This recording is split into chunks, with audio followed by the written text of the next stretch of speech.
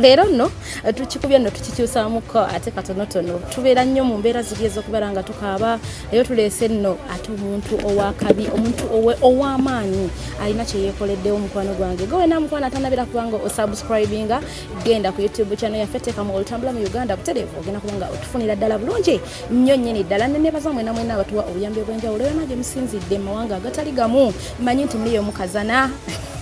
naye ng'embeera nga mikwano egera kubanga eteerera ddala bulungi nnyo nnyini era amanya n'eddoboozi siri mulala okujjako namanje Irene n'olwaleero sagala kubalwisaawo kubanga akyenina olwaleero nina omuntu ow'amaanyi wamaanyi nnyo mu ggwanga simanyi nakumanyawo munasobola okuteebereza obaani naye olwaleero tulina omukulu amanyiddwa nga Waswa Emma abangi gwe mumanyidde nnyo nga Waswa Emma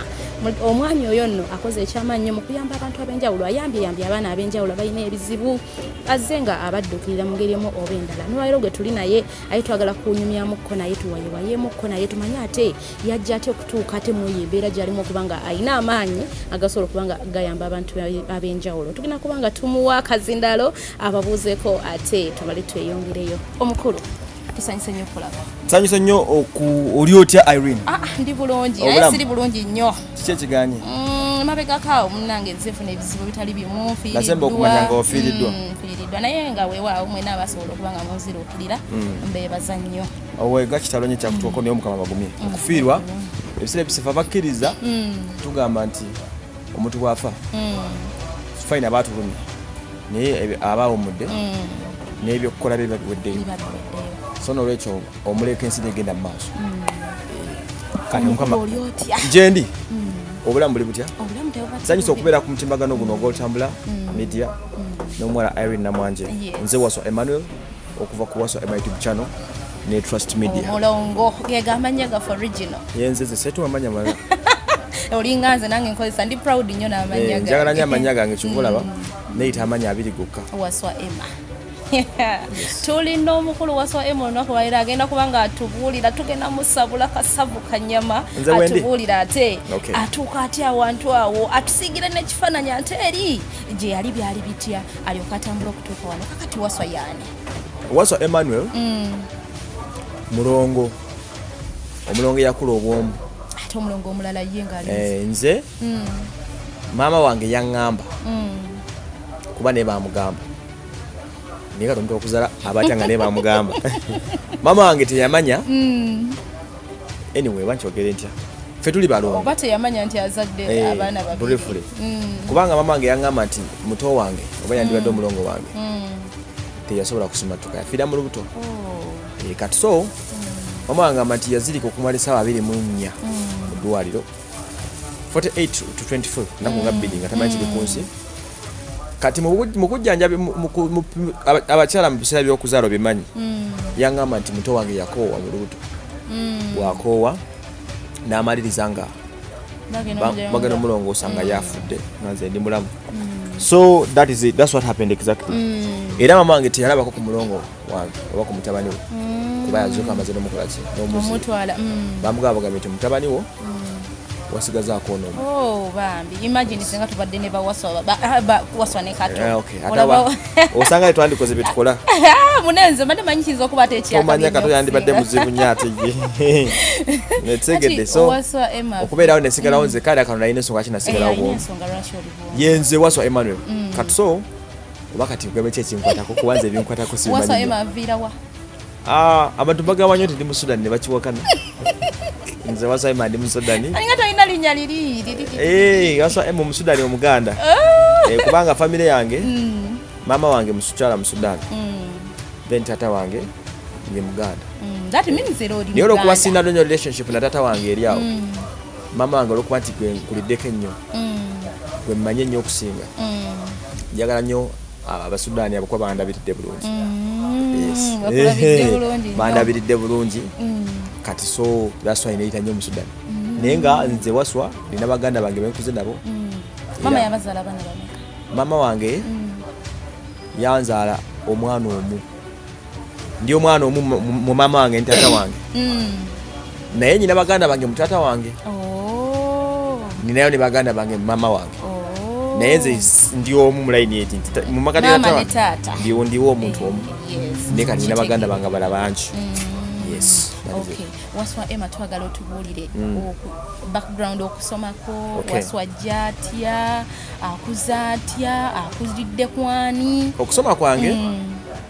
tekubaddemu nnyo obukodyo obungi nze mu primary level yange nasomera mu masomero nga 7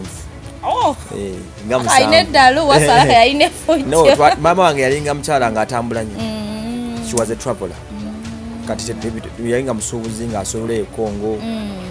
Kasese yona mubitundu byo bichons kati yagenda nga atambula naye mwana wa kumugugu naberanga naye 24/7 ngera utupakinze tusubulira nga wensomera embere yo gati yabaganya nena alinga mugezi sadda ko mu kibinazi nasomanga buli nasomanga omwaka n'empita nenyingire someredde lyazo naberanga newcomer so primary yange but nja kwogera wenas amasomero agamu kugala makulu ennyo ge nasomerako nasomerako Moyo district edesa njogere somero nasomerako ku Maction Falls bitono nga bya wala nnyo nesi ku Maction Falls yeri bagita Maction Bay somero ya prison ya basirikale wafite nabo musayigo abasirikale mu family then nensomerako ku somero lya Lafaji ilya Hima Cement ndozola je nasomeranga je bakoleranga cement Waswa tukuba challenge tata wange yali chemist wa cement mu Hima mu company ya Hima kandi nasomera yoko nasomera okukola kakwate tata wange saberako naye ate nasomera mu company mu yakolera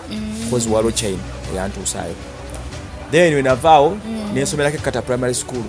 mu Matugoma nesomera ku St Kizito abona kasawa sana obadde nkubye gune nga kata no yakuninyanya abasomero gonna guzo kusoge njogena nesomera ku St Kizito primary school nesomera ko ne Kabunza ababire Matugoma nesomera bayita Kabunza primary then when avao ngenda mu secondary nesomera ko ku Highfield nesomera ko ku Northview nesomera ko ku gundi ku zewentu nalinga muzibu nnyo secondary nasomera ko ku Highfield nesomera ku Northview mu Matuga nemba ku Northview nengenda nensomera ku Campbell College nensomera ko gundi bagita bata Bishop Nkoyoyo Matale kati ku Nkoyoyo bangobera mwezi gumu nachankala nyesomero lyonna nasomera nasoka nensomera ku Royal College 5-6 naye bwe nasoma nditukolamu emivuyo nimba kusomera nenga nensomera ke Matale nensomera nasomayo omwezi ogwo ne bampa expulsion nekoma ku Royal College oyo no wasa wadi tebat amunaize undezoga wasomanga tebainanga fees obulamu bwange nainanga fees sawa bina tebango bako ku fees kusomera I was so blessed nti mami wange yaina mwaka papula olo sister wange mchala Robina yaina sente nga ndabira bulungi olo mzee wafe mwami Sonko baganda bange bonna like my family members bafanyo kusoma kwange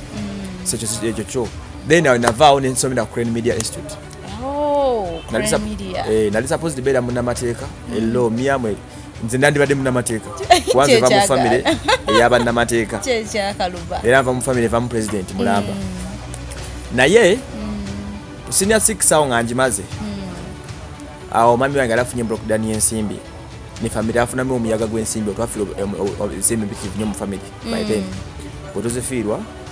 netuyugamu ne bangamba course yeri expensive genda osome optional course yabala bagitwalanga full course kumwaji banga genda osome optional course kyoyagala ekirala kati nze litwale munamawulire by talent I have a belief nti wali blogger anazinga kumanya mawulire nkubuli sekeja kwetera kuba TV kuba tuli ba TV but ku YouTube tewali blogger azinga kubeera informed ekyo kyeneka kasa era nange Waswa Emma mumanyiridde ku YouTube tosobola kuntuuzawo na blogger abantu bali tiba bamenya challenging tekisobola I'm very literate ekyo nkikakasa kakati Emma to mpulira according to research nzo omutonotono gwe nakozeewo bagwe nninawo Waswa Emma yaliko ekawala ewa pastor Waswa Emma atuuka ate ekawala nze bwe namala okusoma ku second ku campus Crane Media nasomera optional course ya mawulire nyamawulire nga ina Justice Musayi naye sistange yangamba gasome giro osoma yangamba gendo giro beera mu ssomero emyaka 2 nga betufuna sente bwe tuddamu okugaggawala ogenda osoma amateeka amateeka goyagala kale nagasoma emyaka 2 nembulyawo okusoma ku ntami nemuga sijja kuddayo okusoma emyaka 2 bubiri era te famire yange bo bagamba mbuze saasoma kubanga kuba nagano osoma amateeka kati wawo of course omuntu enasoma amawulire n'okunonya wotandikira nensaba omulimu ku TV bagita Apex KS kati twali 2017 awo KS balijanga Apex KS nensabayo batu wa marketing nensabayo nembera marketing emyezi 4 marketing yo waliyo jagala wajigu nawe kyakusula nze for my very opportunist nze bwe mba njagala kufuna nenga nemedo okufuna direct njiye ekikuntuusaako ekirala kati namanya mu TV nti tebajja kutuwa mirimu nembera mu marketing yabo ninga sigenda mu field era sagala kulibeze ina TV nani wabugumyanga ntebe nabera nga ina just for change mu TV nenga nokola sikolanze ngandi go ya TV babugumye ntebe babosa babugumye nabera ngayo ndasali nasabera nga boss nabera nga marketing omo nenga sigenda mu field abakwagala bakusanga kuba TV na iri bayo mwezi lwaki sajigenda munyo nze nabera ku TV nga TV ante bagimanyi ngo utuka nonyonyora omuntu KSTV nagabye biti mulaba kikalubirizo nonya client kikalubiriza nengamba kanetolere kasajira byendyako kanyira mberawo nembagira nembabeza nembagumaza so I stayed there mbebaza nti we nabera nabo nabalaga kyensobola okukola era nembagamba nti nze ndi marketing neme I'm a good presenter nebampuliriza nebanga kishiro sobola okukola olwokuba ndi njagala nnyo emmotoka z'empaka omuzanyo gunyumira era omuntu wange nkutwaleko awutu ntwala mmotoka z'empaka era bwe nfunamu ku sente njagala ngenda be ku Formula 1 e Dubai mu Yas Marina era oli balekera kwa kyata ngamba Emma tiketi yo genda mu Yas Marina le Formula 1 oyo ne watalinzika kati mmotoka z'empaka ze omuzanyo gwendaba kati ne bagamba njagala nnyo la emmotoka z'empaka kangeneza filming renga nga nazi filming sanga simu yange nakwatanga Samsung S57 nezi filming nga nembi baterayo ngati abanamalo sanga tabamanyi mukaza mpaka neve nabikola nga bibanyi nnyo era nga bampayo edakika 5 ku TV ne presenting amu nene olaba nabalinga bakola olumvuka bamuita Kim Jik yakola ku Spark yakolanga ku KS57 ne mugamba okukola program yo nenda bebulamu content ntingali wakoze nja kujja nkwenga analysis kati ni briefly nkulaga wenvo kutuka ku ABS nanzikiriza buli wakusa nenya ne mabuli yange ikoragane music kubaza nze so well informed nakulanga obera nyama ulire bwe twavaawo kati nakola ko nabo katono kati bwe natoka ku TV yabe nakola weeks nga 3 kumpewo nenga kati ekyo yo ya TV kikoze kikuwedde simpedde ndabikidde kumpewo bandabyeko nemba vaako era nembafune mfuluma bavaako ngo ina option endala nafukati awo nemate case experience ya TV njifunye kada nide mu myezi enaje nabera nabo nawuli ange experience emmala I look for a better TV konze kati better TV eriwa bate bajja kumpa ngende ku ABS na mutima nawuli anga aba ABS imbasobola kuba nabalabanga ba presenter ngabona ndaba might play ne tu epikira ngagundu yoyo nze nabalabanga ba presenting ninga ndaba kubona tekuli ansinga kumanya ndamba gabansinga ngandaba bansinga timu kubera kuki kumpewo ninga abomba sobola information nga balina mutono abulamu biki lekinga zenda abulamu nganze nenja nensabawo era bampa marketing watukirira musumba te musumba zembule mu bulamu bwange pastor Iga na kanyumyako ne influencer suka 5 ebanga inabera nemaze simanyiza nyo bantu obagwe ani obagwe oli mukulu zete bikwatako nze mambe memba nkukolera mboze nawe kola that's my nature kati we natukawo nasaba marketing je bansindi kinasaba yewali akafu ndiro ndaza nakolayo nabera mudiru zange ndala nenga nyine ekifo kyange ku ABS nabera yo fereke myezi ngena nali namale myezi ena nga sijjawo nenga bampa omulimu nenga sijja ku TV zontyanga kati ngaze njiri bejo byange nyane ntambula nenkutetenkanye byange kati omu kubana bali marketing I'm so friendly nkola mangu emikwano omwana yangamba ale nti Emma waliyo AGM ano general meeting jango bisala ligabya byali 2018 iganga ali pastor Iga waze muitege kwa linya lyo mukenzi nga 2018 ageze South Africa kati mtabani we yadukanya TV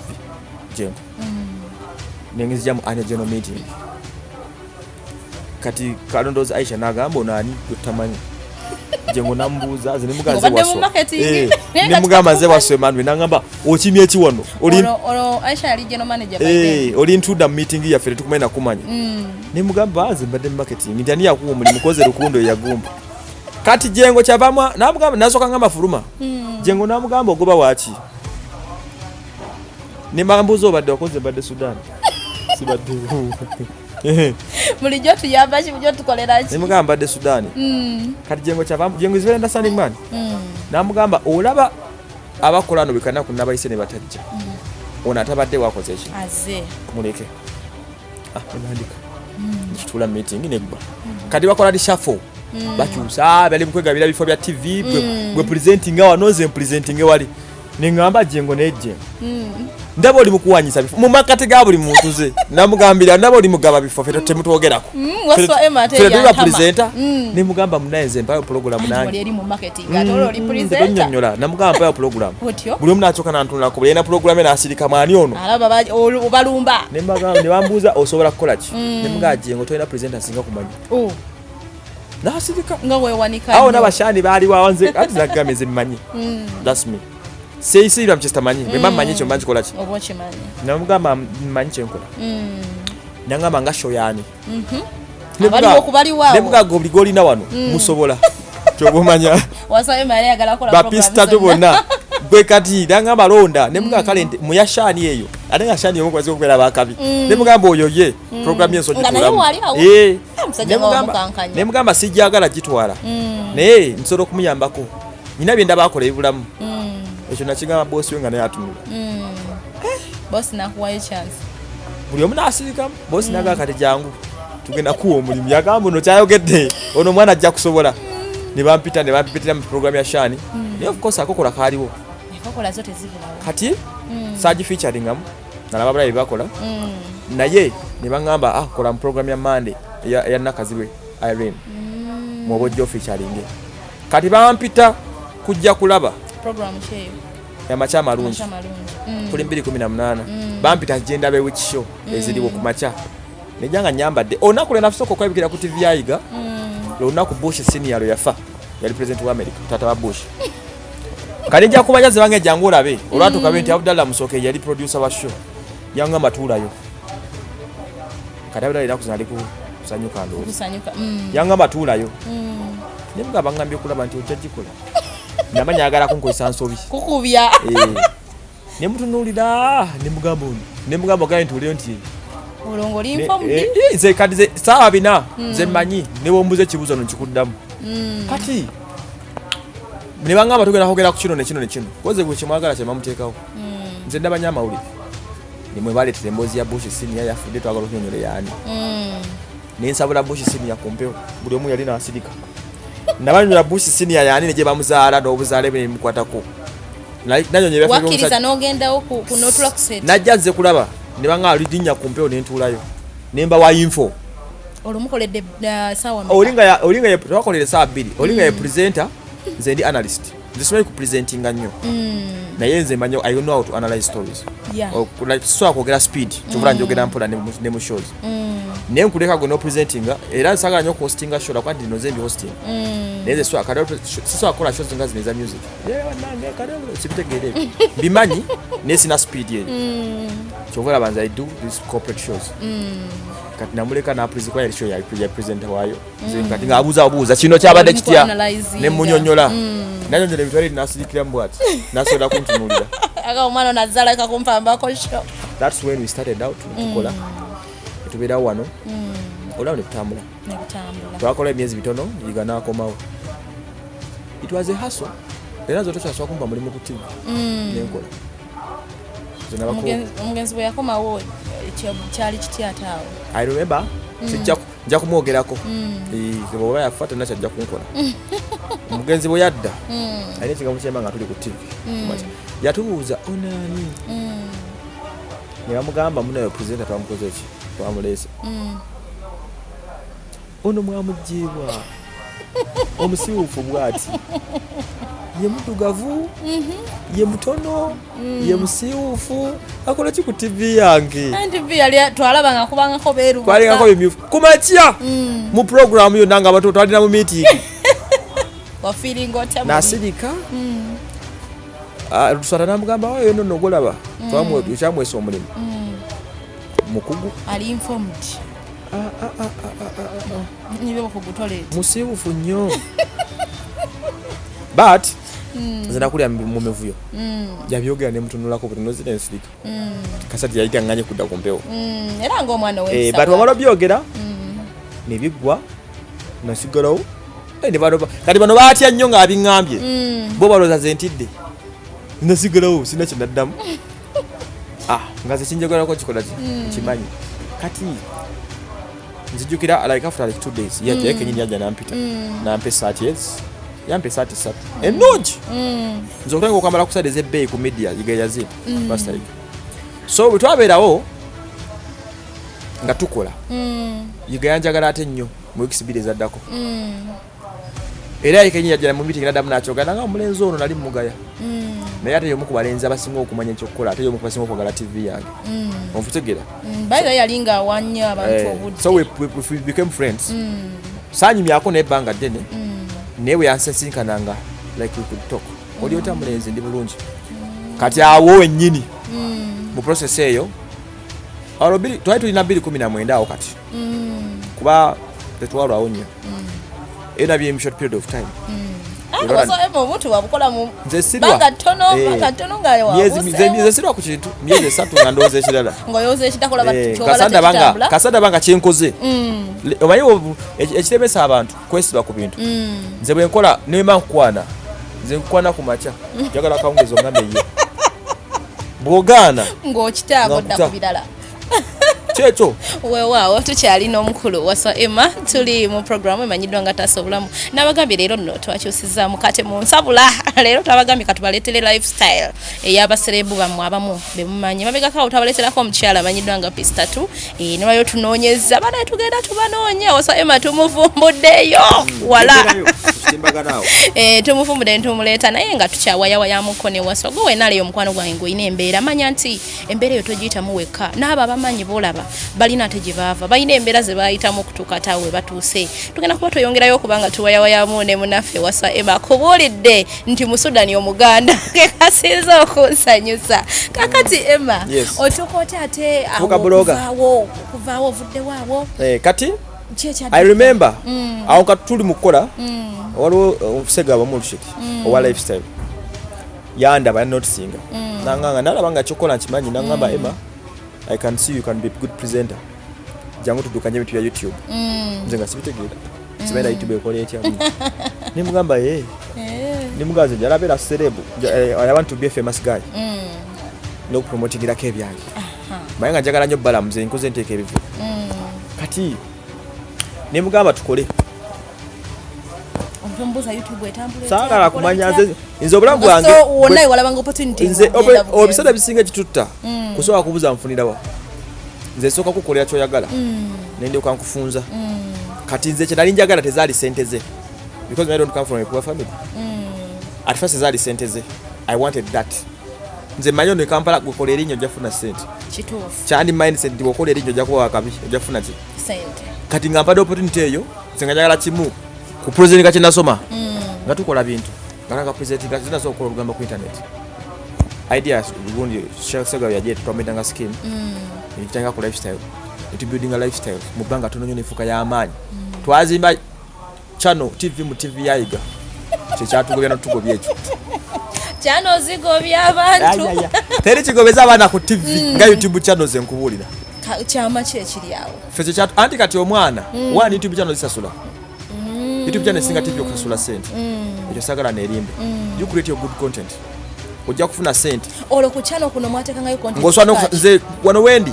sona okusasula bakozi ba TV abamu nenkuwa n'omulimu nenkusasula buli mwezi okitegedde kati fitwakolanga lugambo entertainment of course Uganda channel za Uganda zibasinga nnyo ku ebyo era ffe mukwabi pioneering ebyo bintu kati ne tuzimba akayumba mu nyumba yani yayiga ekitogobya kiba ki ojja kati olali okujja ebirowoozo kuwaaka wa TV ffe twabeeranga ne content wa buli kika kuba twayiribanga manyi nti baba beeralikirira kujjayo content waabwe naye se batya content kati omwana baakolera tv no tesasola bulungi kituufu kati ffe olwokuba youtube channel beesa okuwa akaseera kafasetinga ebintu byo ffe twagenze titwali kivulu kyesagenda mu Kampala wano twatwala andi ze ndi so humble nze nyina embeera zange oba ontunulira bwote nawe ondabira naye nze ndi mulala nnyo bwe bamanya ate kati twagenda nga mivulu buli kiro nga tufuna content ewaffe kati content yo nga yiga atuuka ku tv tamulabako ate amulaba ku youtube kati nga atubuuza waako oyo gwe mutampaako nga temuuploadingira wange ku studio internet mukozesa yange kiki obukola ki okujja so obukwagala bwatandika okujja mpola mpola mu 2012 mwebiryewo era bwe batyo twatandika okulembagana obirozo twabionye channel zaffe ogenda okumaliza nga atugobye twalina ensonga zaffe ezatugobya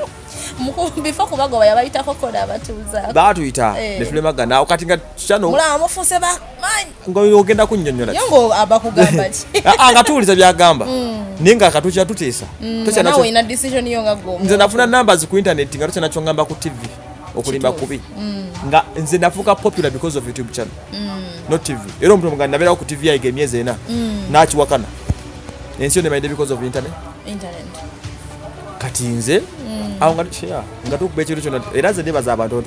banjagadde people have loved me sikirina kino tamakuba na Uganda nze abantu banjagadde naye era nange mbadde muntu mulamu gye baba kati awo tulemagana bwe tulemagana nitutambula ne skimu ne segawas eje skimu filmita skimu ne digayo kilifsali nga channel zaffe z'amaanyi zituwa akasente tubeerawo twava waganga mu 10 netugulawo YouTube channel netukola offices zaffe abantu abasinga bamanyi Lifestyle TV twakola the technique managing YouTube njimanyi I know what to do katwabikola we are so committed kakati Waswa mpulirako mbuki olutalo lwaliwo wakati wonna abasudani kadebya Sudan biwanvuko byajja maaso then when we worked with scheme time yatuuka ebiroto byange ne scheme ne byawukana oba Lifestyle nga tebikyagatta era ne tubanga okola n'omuntu gwokola naye kasamulekera okutegeragana ngolaba wazeewo kagga naye batemuyombye naye kasobange omanyi weyagalizanga nnyo nze nga bwe mala okwagaliza nyina okweyagaliza bwe mala nkola naawe mba mmanyi kunoonyako kino bw'oba kyoyagala kifaananyi kyanjagala tutambula kasamanya nti kyoyagala kyawukanya ku kyenjagala nga nkwata lirala so biwakiti nga tukwatagana line emu naye time netuuka nga ebirozo tebikyagatta saalinda kuyomba naye saalinda kukubagana naye nakera bukwezi kumakyala mugamba asegawa afgone wova toyombye era tawulirako kigambo kyange nekimu kyoba namugamba ki yajja sooka apo wande ne mwambushi nga kumakya nga asegawa kikyasobola kukola nawe emirimu ngenze akubuuza nsonga era yambuuza what could be the issue nemugamba nkoye nze nenfuluma nenkola ki agenda okulamula kika 3 nga ntadde kiripu nga nekyano gyeri but yaleka yali yakimanyako nti kyagenda omuntu omulaba nti kati akutadde so he was a nice guy twakola bitwala bwa twali magana but we moved on buli omu nakola so when we started out nenzigula channel zine ndala Waswa my YouTube channel Trust Media ne tukola ne digayo kutufsali nembizimba ngawo biraba kati otawala abasudani bijjawa nakola interview ne Angela Katatumba ati abantu bamanyi ti yamimbi asinga obugagga wale Kampala ye mukyala asinga obugagga kati twakola interview eyo mu makati ga interview mwalimu clip twatanyira ku luyimba bwe yakola n'abasudani ne mugamba za abasudani oyimba otya nabo nga tebamanyi kuyimba